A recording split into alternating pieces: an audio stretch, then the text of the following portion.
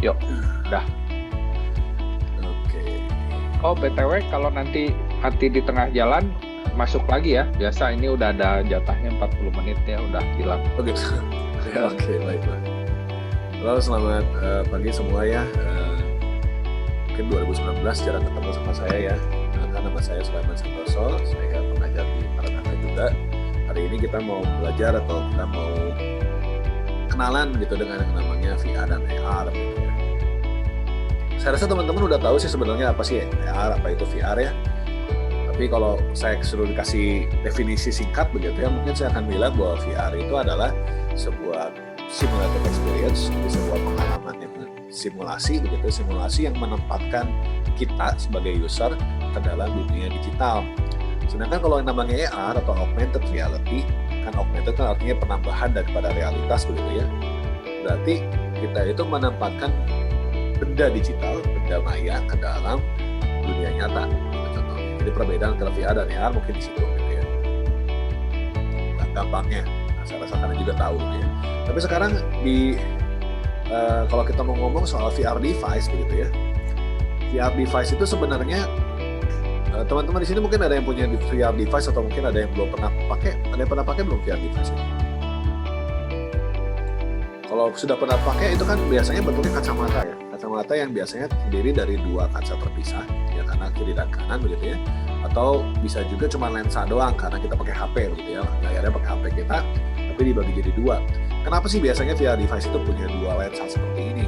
Karena sebenarnya mata kita itu mengenali kedalaman itu dari kiri dan kanannya. Jadi mata kiri dan kanan itu kita punya dua mata itu untuk bisa membedakan depth perception, jadi ada kedalaman. Kalau kita cuma punya satu mata kedalaman kita, persepsi kedalaman kita tuh nggak bagus gitu ya. Jadi untuk kita membuat efek 3 dimensi, maka kita memisahkan si lensanya sedemikian rupa, kita geser sedikit image-nya sedemikian rupa dari kiri dan kanan sehingga kita bisa menghasilkan efek seakan-akan dia 3 dimensi. Nah, VR devices itu sebenarnya ada 3 jenis, ada yang namanya 0 DOF, ada yang 3 DOF, ada yang 6 DOF. DOF itu artinya degree of freedom. Jadi kalau misalnya kita punya tools atau device yang 3 DOF, itu berarti dia mengenali pergerakan kepala kita. Kalau teman-teman pernah pakai tools atau alat VR yang bisa melihat kiri kanan, atas bawah, bisa miring-miring, itu berarti namanya device-nya 3 DOF. Tapi kalau teman-teman bisa maju mundur, bisa meloncat-loncat, itu artinya itu 6 DOF, karena ada 6 degree of freedom. Jadi ada 6 derajat perpindahan atau 3 derajat perpindahan. Kalau tadi teman-teman perhatikan ada yang namanya 0 DOF juga ya. Kalau 0 DOF artinya kita cuma diam aja. Jadi kita cuma pakai kacamata, kemudian layarnya 3 dimensi gitu, kayak nonton bioskop. Itu perbedaannya antara tools device-nya. Nah, sebenarnya kedepannya ini yang namanya VR itu sebenarnya punya banyak teknologi yang lagi berkembang. Salah satunya adalah namanya eye tracker. Jadi sekarang tools VR itu ada juga lensa yang melihat ke mata kita. Kenapa ngelihat ke mata kita? Jadi di mata kita itu dia tracking mata kita lihat kemana. Dengan demikian kita bisa namanya membuat foveated rendering. Artinya si rendernya itu akan fokus hanya di tempat di mana kita lihat.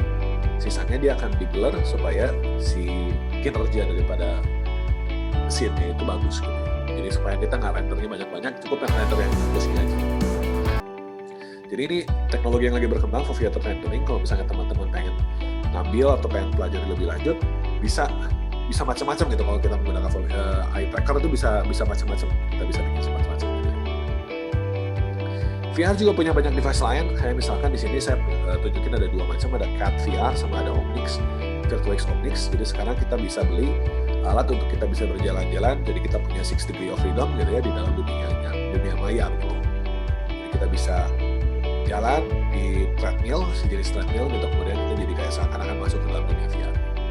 Jadi sebenarnya perkembangan dunia VR itu sudah sangat jauh sekali gitu ya. Nah, kalau augmented reality itu sebenarnya dibagi jadi dua, yaitu namanya marker based dan markerless. Kalau kita mau bagi secara garis besar begitu ya, kalau marker based itu berarti kita punya kayak sejenis gambar atau sejenis pattern yang kita harus scan untuk kita menampilkan sebuah benda 3 dimensi di atas atau sekitar daripada marker tersebut. Tapi kalau yang namanya markerless berarti tidak ada penanda, tidak ada gambar yang menjadi tempat dunia digital tersebut. Ini ada bedanya, ada marker based, ada markerless. Nah, teman-teman di sini bisa lihat contohnya kalau yang markerless salah satunya mungkin kayak Pokemon Go gitu. Nah, tapi sekarang ini lagi beredar itu sekarang bukan VR, bukan AR, tapi yang namanya extended reality atau XR. Nah, sebenarnya XR ini cuma sekedar istilah aja sebenarnya, aslinya tetap VR dan AR, cuma VR dan AR-nya itu lebih imersif, artinya bisa lebih dimodifikasi atau lebih bisa kita otak-atik gitu ya ke depannya itu. Jadi harapan kita ke depannya tuh dunia itu pengen seperti itu. Nah, mungkin teman-teman bertanya kenapa sih kita harus belajar VR dan AR? Nah, sini saya mau ngasih beberapa alasan kenapa kita harus belajar AR dan VR. Yang pertama adalah XR itu adalah developing science, artinya ilmunya itu sedang sangat cepat sekali berkembang. Jadi kalau mungkin di bidang-bidang lain di computer science atau di ilmu komputer ini sudah saturated, dalam artian sudah banyak orang yang di sana sedang research di sana gitu ya. Kalau kita mau ngomongin misalkan misalkan data science, udah banyak banget orang di sana gitu kan ya. Tapi untuk yang namanya XR ini lebih sedikit orangnya, lebih sedikit orang. Teman-teman di sini udah pada pernah pakai VR glasses nggak atau AR sih? Pernah nggak sih nyobain? Yang pernah itu dong, thumbs up dong. Yang udah pernah? Udah ya. Pernah nyobain pakai VR device? Ada nggak yang pernah? Oh, belum pernah coba semua ya? Oh ya, oke. Siap. Oke, saya share ya. Udah kelihatan layarnya? Udah kok. Ya. Oke, tadi tuh saya ngomongin soal namanya extended reality ya. Kemudian saya ngomongin kenapa sih kita harus belajar yang namanya XR gitu ya. Yang pertama adalah karena XR itu adalah sebuah developing science, jadi sebuah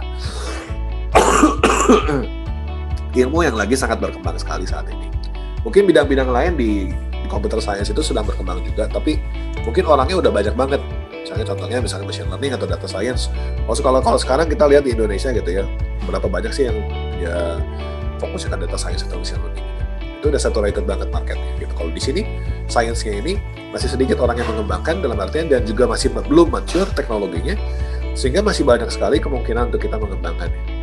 Yang pertama ya, untuk developing science ya. Jadi kita banyak kemungkinan untuk research, banyak kemungkinan penelitian, banyak kemungkinan untuk kita menemukan sesuatu dan jadi leader di sana gitu.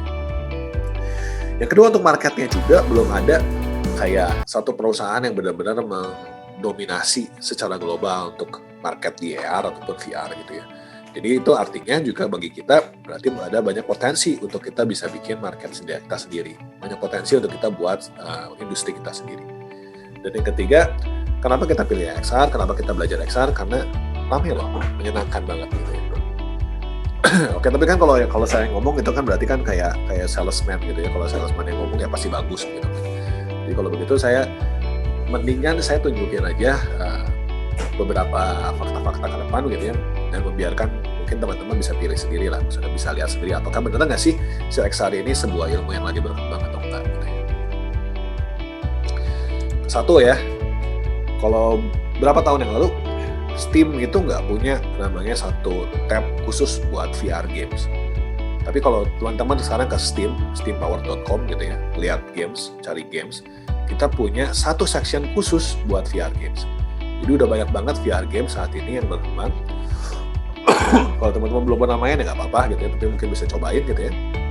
Jadi dengan banyaknya ada satu tab khusus buat VR games sudah menunjukkan bahwa sebenarnya ada growing market untuk aplikasi VR atau games gitu ya. Dan kita juga punya selain dari Steam di tempat-tempat lain di konsol-konsol juga ada, contohnya PSVR. PSVR juga adalah salah satu VR devices yang juga cukup laku gitu ya. Bahkan sampai katanya rumornya Sony mau bikin PSVR 2 coming soon. Nah itu di atas tuh ada QR code tuh, kalau teman-teman mau nonton, mau lihat, QR code itu berisi 5 games PSVR yang cukup keren gitu ya. Jadi kita bisa lihat perkembangannya sih sampai segimana sih yang namanya teknologi VR tuh gitu ya. Boleh teman-teman boleh scan, boleh lihat sambil saya ngomong begitu ya. Kalau jangan ditonton semua karena cukup lama gitu ya. Lihat-lihat aja sekilas gitu. Oke. Saya lanjut ya. Jadi kita di situ bisa lihat ada perkembangan di dunia VR seperti itu. Kalau bagaimana dengan AR kalau gitu ya? Nah kemarin tuh saya sama Ko Eriko tuh pergi ke Sumber Sari Junction ya, Ko Eriko ya, benar ya? Terus kemudian toko Eriko tuh mau beli sejenis peralatan, perabotan, kemudian dia bingung, oh ini ukurannya berapa ya? Kemudian kita berpikir, oh benar juga, kita bisa ngukur pakai mobile phone kita. Kita punya aplikasi namanya Measure, kita bisa ngukur panjang, lebar, tinggi dari sebuah benda in real time pakai HP, nggak usah pakai meteran. Nah ini juga sebenarnya teman-teman adalah sebuah aplikasi AR. Jadi sebenarnya aplikasi AR dan aplikasi VR itu sebenarnya mungkin kita nggak nyadar tapi sudah masuk dalam kehidupan kita. Contohnya salah satunya Measure ini. Atau mungkin teman-teman juga pernah main Pokemon Go, mungkin yang begitu yang senang Pokemon begitu ya. Ada yang namanya aplikasi Pokemon Go. Dia juga adalah aplikasi yang sangat beken sekali beberapa tahun yang lalu gitu ya. Kemudian dari Pokemon Go keluar, muncullah juga banyak klon-klonnya gitu. Banyak orang-orang yang sudah mulai bikin, oh gamenya harus AR, gamenya AR biar ada niche-nya begitu ya, biar ada novelty-nya. Salah satu contoh game yang lain, contohnya misalnya nih Nightfall gitu ya. Kita bisa lihat si 3D-nya itu nyambung dengan dunia nyata. Tapi nggak terbatas di game aja, sebenarnya AR juga banyak di aplikasi-aplikasi casual. Misalkan di sini contohnya ada Just Align buatan Google ya. Kita bisa bikin garis di dunia nyata, kemudian kita bisa take pictures with it, gitu ya. Kita bisa gambar-gambar, kita bisa foto dengan apapun yang kita gambar. Atau mungkin yang wanita gitu ya, mungkin juga senang pernah pakai Instagram, pernah pakai Snapchat, ada Snapchat, ada filter-filter gitu ya, bisa pasang bunga-bunga, bisa pasang burung-burung, bisa pasang makeup sendiri gitu ya.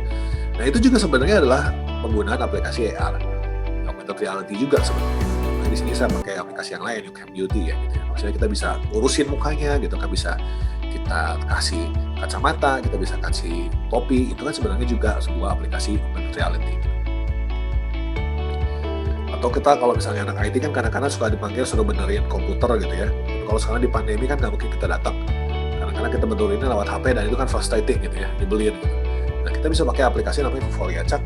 Fovelia Chuck ini kita bisa scan di tempat, bisa kita pakai kamera, terus kita bisa gambar-gambar di kameranya. Jadi orang kita bisa tahu, oh ini kabel ini masuk sini, kabel itu masuk sini, ini tolong tarik yang ini, gitu kan. Jadi lebih gampang buat kita betulin. Gitu. Jadi sebenarnya aplikasi AR ini udah banyak berkembang banget gitu. Cuman kita mungkin nggak nyadar bahwa itu aplikasi AR. Nah, bagaimana dengan support perusahaan kalau gitu? Nah, Google adalah salah satu perusahaan yang cukup besar ya, saya rasa, dan Google itu sangat mengejar yang namanya augmented reality. Jadi, Google itu mengembangkan augmented reality luar biasa, sekarang sedang mengembangkan yang namanya AR Core. AR Core ini adalah sebuah framework untuk augmented reality yang baru yang dibikin oleh si Google yang masih berkembang gitu ya. Dan kemampuannya cukup menakjubkan gitu ya, jadi saya tunjukin sedikit ya. Mungkin teman-teman di sini pernah nggak nge-search di HP kalian binatang gitu ya. Kalau misalnya sekarang lagi ada HP-nya di tangan begitu, coba boleh search tiger atau boleh search red panda misalkan.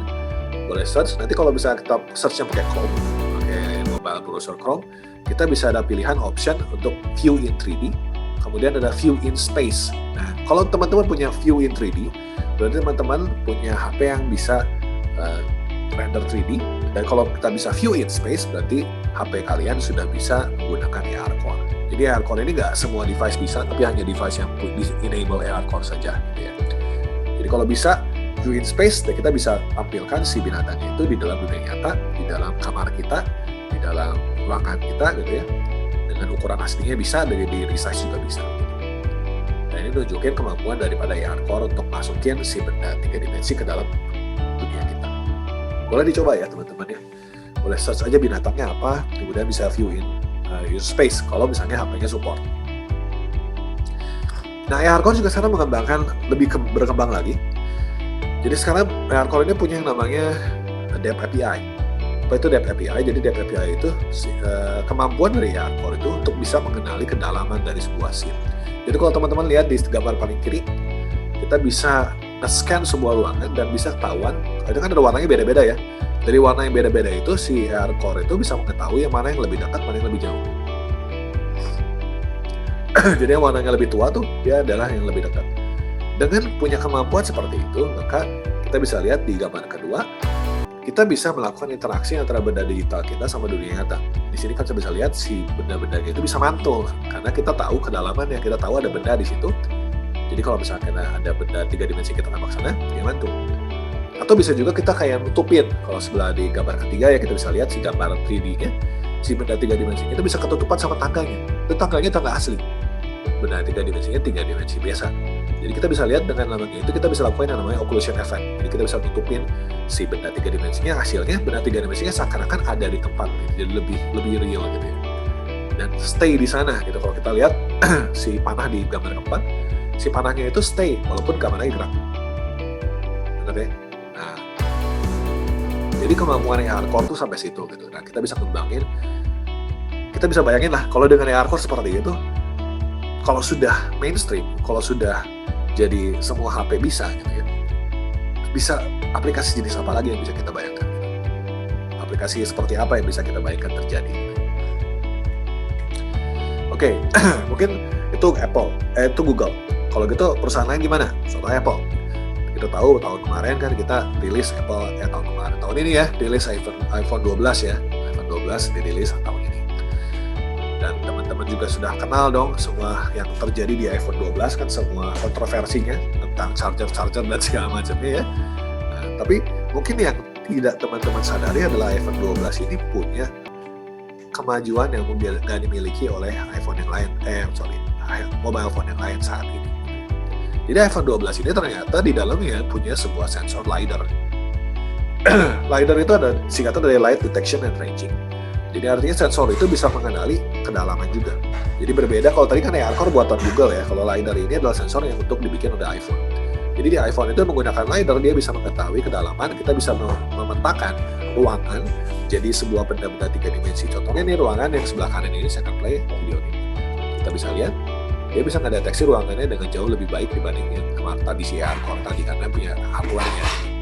Tapi tentu saja lebih berat. Jadi kalau misalkan si LiDAR sensor ini jadi mainstream, jadi misalkan nanti semua HP punya LiDAR sensor, maka tentu saja aplikasi AR itu akan jadi sangat jauh lebih akurat. Sangat jauh lebih akurat, sangat jauh bisa lebih baik. Gitu ya. Oke, itu mungkin Google, itu mungkin Apple.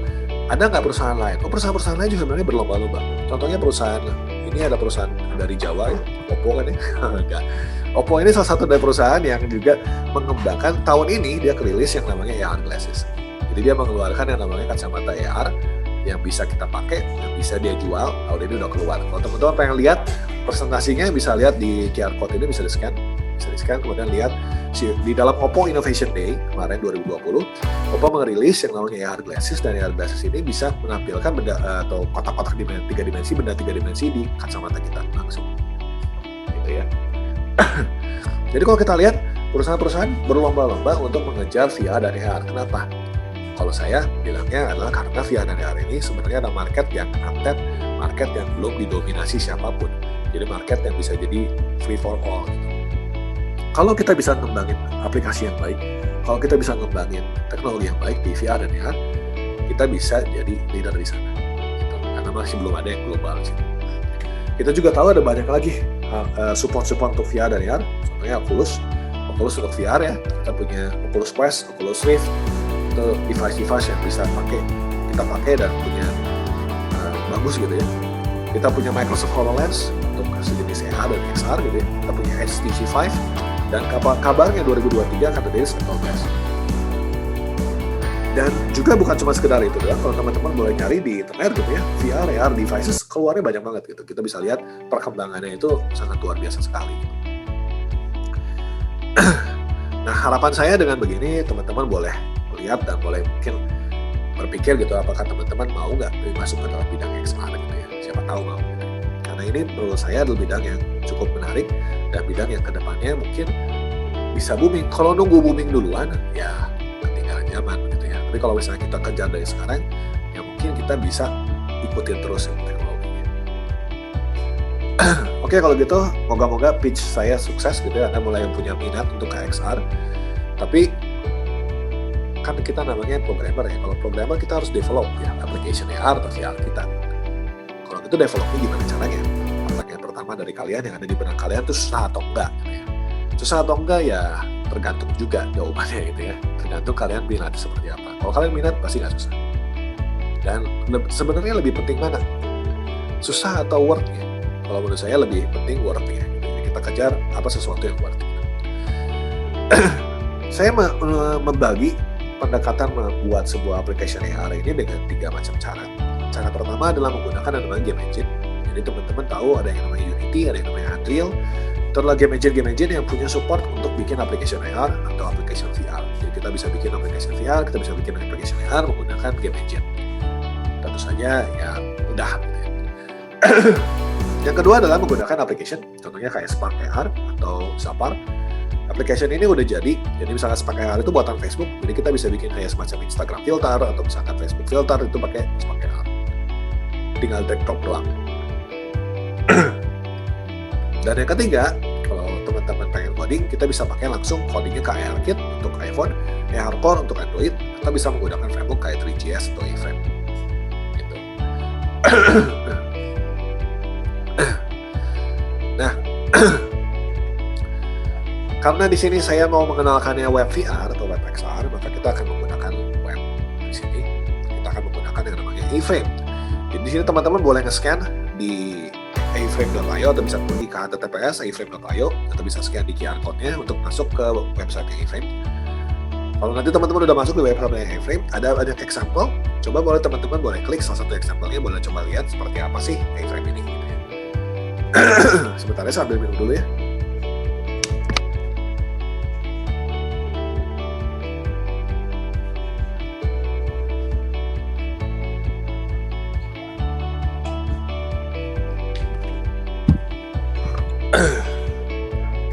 Oke, udah pada lihat si websitenya? Saya buka juga deh. Iframe.io.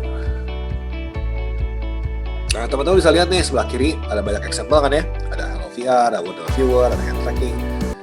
Ini contoh-contoh yang bisa kita mainin gitu ya. Contohnya misalkan apa ya, TowerFX. Pintas deh, saya klik. Nah, di sini kita bisa lihat sebuah aplikasi buatan iframe seperti ini. Nah, ini loading dulu ya, biasa ya, lama sedikit ya. Potato apa ya. Nah, kita bisa lihat. Terakhir, udah mulai loading. Oke, kita bisa lihat ya. Ada UI-nya di sini. Kita bisa lihat ada tulisan-tulisan yang bisa kita lihat di sini ya. Kita bisa pilih yang lain, misalnya Number of Voices.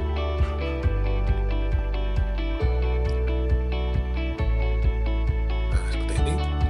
Ada Gundamnya di ujung. Kita bisa klik di mana-mana yang kita pengen, misalkan ke sini, kita pindah ke sana, telepon. Nah, kita bisa lihat, kita bisa jalan-jalan. Bisa gerak-gerak. Ini adalah sebuah aplikasi VR sebenarnya. Kita bisa klik ini dan dia akan berubah jadi VR. Cuman kalau di sini karena si Firefox-nya update-annya lagi rada ngaco, jadi untuk VR set mode ini nggak kelihatan dengan baik gitu ya si Firefox. Ya, jadi mungkin kedepannya akan dibetulin oleh Firefox. Oke, ini contohnya seperti itu ya. Untuk yang namanya iframe.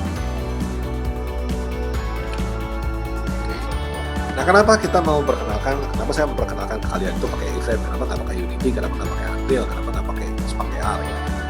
Pertama karena iframe itu run-nya di WebGL.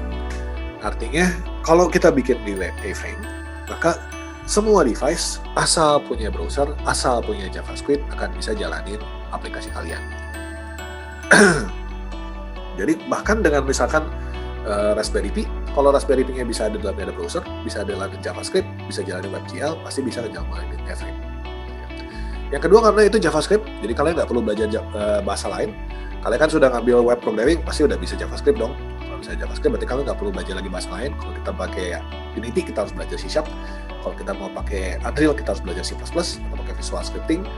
Nah, kalau dengan iframe, kita nggak perlu belajar lagi, pakai JavaScript aja. Dan karena dia JavaScript, artinya dia bisa pakai semua library yang tersedia di JavaScript. Kalau kita mau pakai physics, pakai Anime.js bisa. Kalau kita pakai animasi, pakai Anime.js bisa. Kalau kita mau pakai digabungkan dengan Vue, dengan React, dengan Angular, itu bisa. Gitu ya. Yang ketiga karena si iframe ini simple. Kamu nggak perlu install apapun, nggak perlu ada IDE apapun. Kita bisa pakai Notepad, kita bisa pakai VS Code, kita bisa pakai IDE apapun asal bisa ngedit si file text. Yang ketiga, karena nggak perlu pakai IDE, maka dia sangat ringan banget, nggak perlu power PC, tidak perlu PC yang kuat jalanin Cyberpunk gitu ya. Ini cuma perlu pakai potato PC kayak yang saya punya juga bisa. Oke, saya tunjukin aja ya kayak seperti apa sih yang namanya iframe ini supaya kalian bisa dapat gambaran ya kurang lebih seperti apa sih VR AR development gitu ya. Oke, kelihatan nih layar saya ya? Cukup jelas nggak tulisannya? Cukup. Kelihatan kok. Oke, ini adalah sebuah HTML sederhana. Kita punya HTML, punya head, ada title, ada script. Nah, script ini adalah CDN-nya daripada iframe. Kalau teman-teman udah belajar web programming kan bisa import jQuery pakai kayak gini kan ya? Import jQuery seperti ini, import yang lain seperti ini gitu kan. Nah, ini juga sama, import iframe kayak gini aja. Kalau mau dapet si scriptnya dari mana, kita ambilnya dari si iframe IO tadi. Kita ke sini, kita ke bagian iframe-nya, dan ke dokumentasi. Nanti kita ada installation. Jadi installation-nya bisa langsung kita menggunakan si CDN. CDN-nya di sini tinggal langsung copy aja, bisa pindahin ke dalam HTML kita. Kalau mau pakai npm juga bisa. Kalau misalnya mau pakai npm gitu ya. Oke. Tinggal pasang aja script seperti ini dan kita akan buat sesuatu. Sekarang saya akan jalankan. Saya di sini pakai live server, tapi kalau teman-teman nggak mau pakai live server juga bisa ya. Mau pakai yang lain, mau pakai Apache, mau pakai yang lain juga bisa. Ini kan masih kosong ya, nggak ada apa-apa ya. Nah, sekarang saya akan bikin semua aplikasi iframe itu dimulai dengan sebuah isin, ditutup dengan sebuah slash isin. Ini persis kayak sama dengan HTML kita biasa ya. Kita mulai dengan sebuah body, ditutup dengan body. Ini juga sama. Dimulai dengan isin, tutup dengan isin. Nah, di dalam daripada ini adalah apapun yang kita pengen gambar di dalam daripada ini. Contohnya misalkan saya pengen bikin sebuah box ya, kita bikin sebuah keybox. Nah, keybox ini misalkan posisinya ada di, karena kita menggunakan 3 dimensi, berarti posisinya itu ada 3, ada X, ada Y, ada Z. Nah, di sini di dalam dunia 3 dimensi ini itu kita defaultnya kita dianggap kitanya sendiri berada di 000 ya, di tengah daripada dunia. Kemudian kita dianggapnya tinggi kita itu adalah 1,5 meter. Jadi kalau misalnya di sini saya pasang box kita itu ada di X-nya 0, ya, Y-nya 1,5 meter, berarti kan sama tingginya dengan kita, dan min 3 berarti ada di dekat kita. Ya. Dan warnanya misalkan di sini warna merah, gitu ya. Tinggal lihat aja. Nah, sekarang kita udah punya box ya. Jadi segampang itu, kita cuma bikin kayak sejenis HTML tag, dan kita udah bisa bikin sebuah box di dalam dunia 3 dimensi. Dan bahkan kita bisa gerakin mouse-nya. Kita juga bisa gerakin keyboard-nya. WASD gitu, kayak kita main first person shooting. Segampang itu. Jadi cuma berapa baris ini? 3 baris gitu, 3 baris kita sudah bisa bikin dunia 3 dimensi.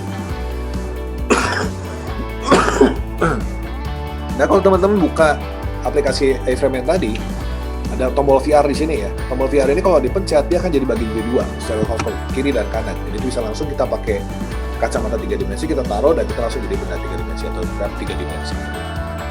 Tapi kalau sekarang kita klik di sini nggak jalan karena si Firefox-nya masih baru ada update-an kayaknya. Jadi update-annya itu katanya nggak sinkron dengan VR-nya jadi kacau. Kalau pakai yang lain, kalau untuk Chrome sendiri, kalau Chrome yang mobile bisa, kalau Chrome yang desktop udah harus di setting lagi gitu ya. Ya makanya kenapa saya pakai Firefox. Oke. Itu gampangnya seperti itu. Kalau misalkan kita pengen diwarnain si boxnya, semudah kita nambahin kayak kita image src gitu, pakai src. Texture misalnya, crash JPG. Oke. Ah, betul. Nah, kita tinggal hilangin warnanya. Kita langsung udah punya tekstur grass dipasang di dalam kotak kita. Kalau kita pengen animasi misalkan bisa nggak? Bisa animasi begitu. Animation, propertinya rotation, from 0 to 0360, durationnya 2 second ya. Start eventnya kapan? Kalau misalnya di klik. Pasang di sini sebuah kursor. Nah, kita kursor, kalau saya klik, ya sudah ambil. Jadi kita bisa bikin sebuah aplikasi yang punya benda 3 dimensi. Jadi by the way ini iBox dan segala macam itu kalau teman-teman pengen nyari ya ada di dalam si iframe ini. Kita bisa search aja di bawah situ. Ada apa aja sih? Oh, ada icon. Icon pakainya gimana? Ada cylinder pakainya gimana? Nah, kita bisa lihat seperti ini. Kita mau pakai sphere, ada juga seperti ini. Sphere kalau pengen bulat, bagaimana? Tinggal copy aja. Copy, pasang, hapus yang boxnya misalkan ya. Kita taruh positionnya supaya kelihatan ya. Tadi aja di 0,1/3 ya, biar kelihatan. Wih, nggak kelihatan loh ya. Sphere-nya, udah.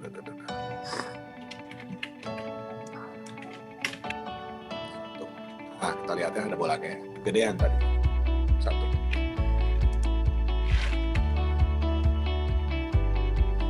Oke. Itu caranya kita membuat sebuah aplikasi A-Frame. Segampang itu. Nah, ini saya mau nunjukin juga beberapa contoh ya, yang sudah saya bikin ya. Contohnya misalkan kalau kita pengen nge-import model dari yang udah kita bikin di Blender, atau kita udah bikin di Maya atau di 3ds, kita tinggal langsung import aja. Nah, ini contohnya saya nge-import sebuah model lain dari tempat lain, kita bisa jalan-jalan di sini. Kita bisa lihat ya, bisa jalan-jalan gitu. Gimana codingnya? Codingnya gampang banget. Kita cukup cuma tinggal GLTF model nih. Model /room GLB, posisinya di mana? Udah beres. Ini mah lampu ya. Tinggal gini dong. GLTF model, apa nama modelnya, posisinya di mana, langsung udah kirim seperti ini. Segampang. Dan kita juga bisa tambahkan support dari JavaScript library yang lain, kayak misalkan di sini V6. Jadi saya mau gerak-gerak ini sedikit,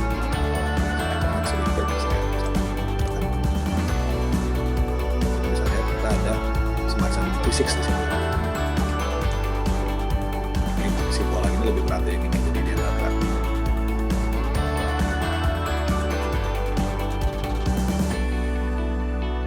Ya, sebenarnya seperti itu. Jadi kita bisa bikin aplikasi 3 dimensi, kita bisa bikin game 3 dimensi, kita bisa bikin aplikasi macam-macam menggunakan si AR ini. Itu lagi mana ya? Misalkan ini.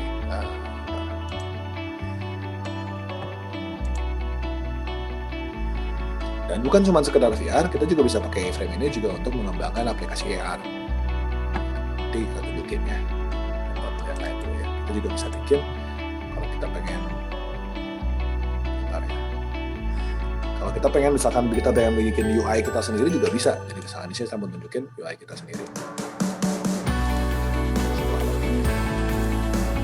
Contohnya di sini lama sedikit.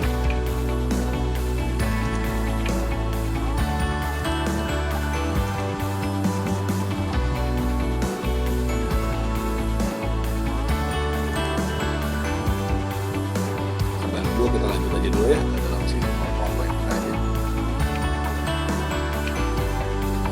Oke, nah selain dari yang bisa digunakan untuk VR, A-Frame ini juga bisa digunakan untuk AR. Contohnya di sini saya punya sebuah aplikasi AR di HP saya mungkin.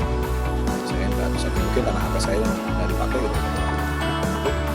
Di sini saya menempatkan si HP saya ini seakan-akan dia berada di Monas.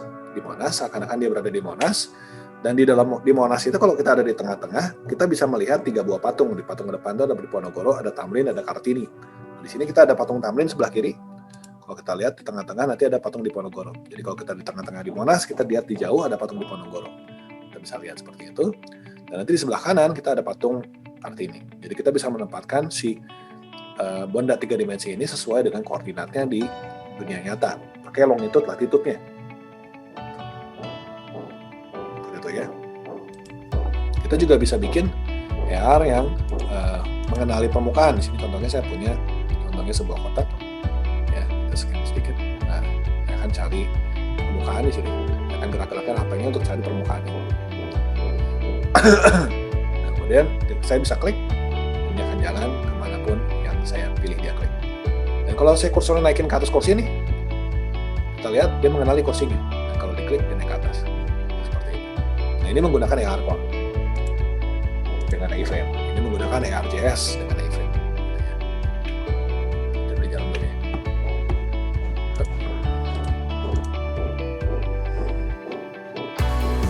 Saya punya ruangan ini. Nah, ini si UI ini saya bikin sendiri. Saya bilangnya pakai gambar, pakai gambar di image gitu ya, image HTML. Dan saya kasih event touch start kan, di sini touch start, jadi kalau saya klik nggak efek, dia harus pakai HP baru efek. Di sini saya juga ada joystick yang bisa digerakkan.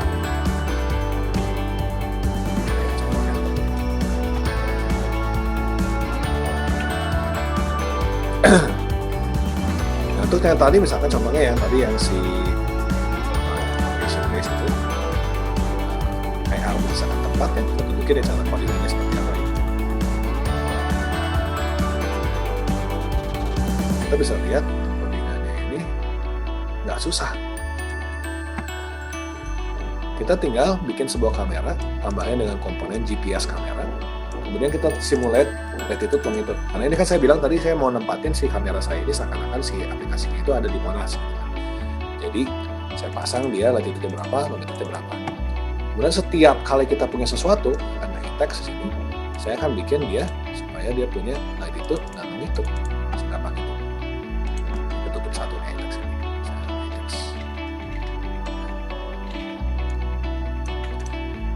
Gitu ya. Jadi segampang itu untuk buat sebuah aplikasi AR dengan ini. Saya sebenarnya ada satu lagi yang mau tunjukin, cuman kalau lagi jalan Zoom nggak jalan di aplikasi ini. Itu ya. Mungkin dari saya seperti itu. Kalau teman-teman pengen belajar lagi lebih lanjut tentang event, teman-teman bisa cari di website event. Website event ada tutorial dan ada dokumentasi bisa bantu. Bisa ke YouTube-nya dari Lopas Kabialo. Dia juga mengembangkan event, tapi banyaknya lebih kemudian. Atau kalau pengen bahasa Indonesia, ini siapa marketing sedikit, bisa ke YouTube-nya saya gitu ya. YouTube-nya saya juga ada tutorial untuk event dari awal sampai akhir menggunakan bahasa Indonesia. Mungkin dari situ aja dari saya. Kalau misalnya teman-teman tertarik mengembangkan virtual reality atau augmented reality, yuk mari kita bareng-bareng belajar, mari kita sama-sama bikin sesuatu gitu ya. Mari kita membuat sebuah dunia yang baru. Terima kasih banyak.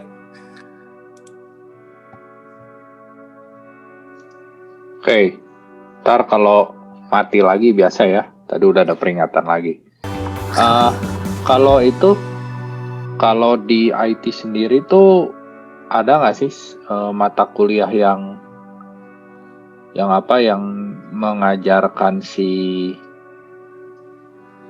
AR VR ini yang khusus gitu? Mata kuliah apa gitu di kurikulum yang baru ada nggak sih?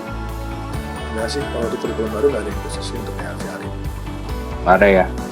Berarti nanti dimasuk ke Grafcom. Berarti ya, tapi Grafcom juga pilihan ya, itu juga pengenalan paling ya. Pengenalannya. Kalau di sini dari kalian ada yang tertarik untuk ikut ya bisa coba belajar sendiri ya. Tadi dari YouTube dari mana gitu. Ya jadi seperti yang kemarin udah saya katakan, saya sih pengennya kalian bisa banyak tahu lah. Jadi perkembangannya luar kayak gimana, jadi nggak ketinggalan ya. Ada pertanyaan nggak untuk ini, untuk AR VR ini?